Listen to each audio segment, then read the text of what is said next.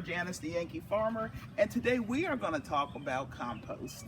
Now, you might be wondering, what in the world is compost? And so we're going to learn that today. So basically, when you eat and you have your fruit scraps and green scraps and things that you would normally throw away, vegetable scraps, what you can do is you can take that stuff, put it in a nice pile in your backyard, and create some really sexy compost.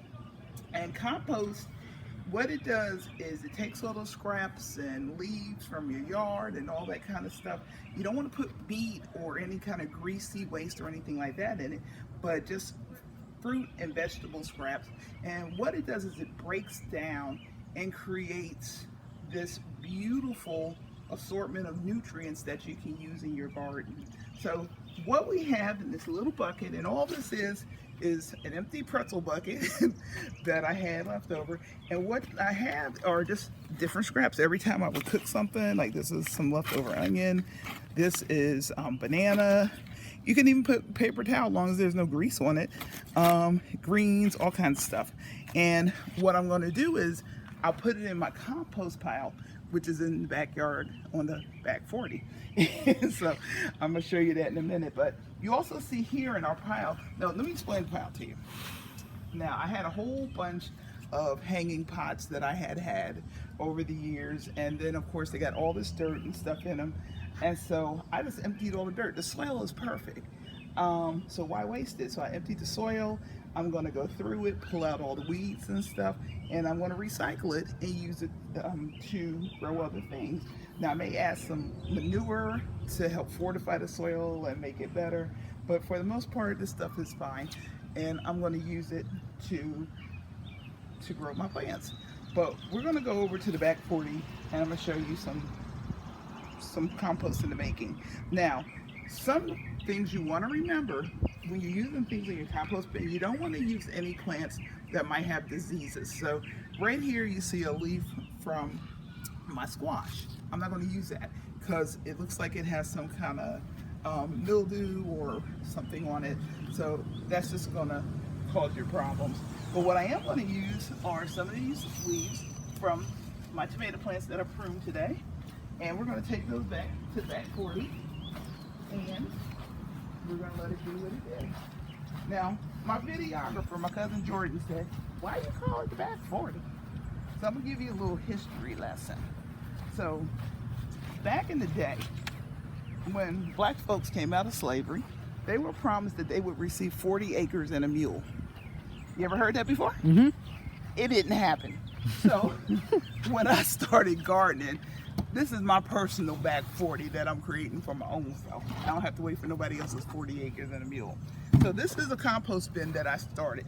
Now, right now you see a whole bunch of leaves, because when you do compost, you want to have different layers. You want to have your browns, which are your leaves. You want to have your greens, which is this stuff right here, and your vegetable scraps. And you just create a pile. You just create a pile continuously. Now I am very fortunate, because I don't really have any trees, that I have a great neighbor, Jerry, next door. And he gives me his leaves after he prunes his trees. And so that's where you see the brown leaves from. So basically he prunes, he sweeps it, he rakes his leaves, he rolls his bin over, he lets me take all the leaves I want, I throw them in the compost bin. And then one thing you want to make sure you do, you want to make sure you keep your compost moist. So we're not talking soaking wet. I'm gonna go get the hose. You can follow. We're not talking soaking wet, but you want it to be damp, because what you want to happen is you want your compost to heat up. So what happens over time with compost, as you have to turn it and keep it, make sure it's well mixed, and you want it to reach, I think it's about 130 degrees or something like that. I'm not sure, I gotta look it up. But you want it to get hot, because that's how you know it's breaking down and it's going to create compost for you. So I'm just going to put a little water in here. I'm going to also get this grass up here and I'm going to put that in there. Oh yeah, that's not going anywhere. So let me pull this out of it. Just put a little water, and that's probably fine just to get it working. And I'm going to turn that off.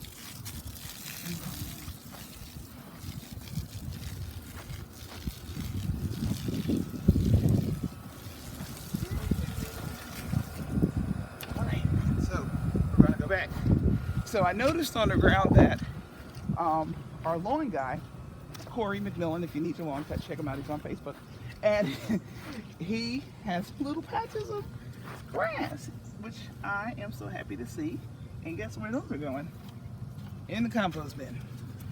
So now, I know y'all probably think this lady's a little cray-cray, because she out here picking up dirt. But that's okay. While I'm eating squash and greens and tomatoes, and y'all at Food Lion, spend up all your money. You're going to remember me. Come down here, Dory. Now, another thing I've done is I decided that I wanted to have some watermelon, but I was too lazy and also a little too cheap to have this stuff, you know, dug up and all that. I wasn't gonna pay for that. So what I did was I dug little holes here, put some soil in here, and I put watermelon seeds. So there's one. This is a watermelon plant. And then over here is another one. Over there. And then, actually I got two right there. And let me see. It's like 5. 1, 2, 3. There should be another, but I don't know where it is. So we got 4. So there's another one right there. And what I'm gonna do is, since I know now that they actually are coming up, I'm gonna put some garden fabric, which is a black fabric, and put it over the plants and cut holes where each plant is gonna grow, so that when my guy cuts my lawn, he won't run over my plants when he sees the black fabric. So hopefully I will have some watermelon and have a watermelon patch this year. So that's all I want to teach you today. A little bit about compost, a little bit about a watermelon. So this is your girl, the Yankee Farmer, signing off.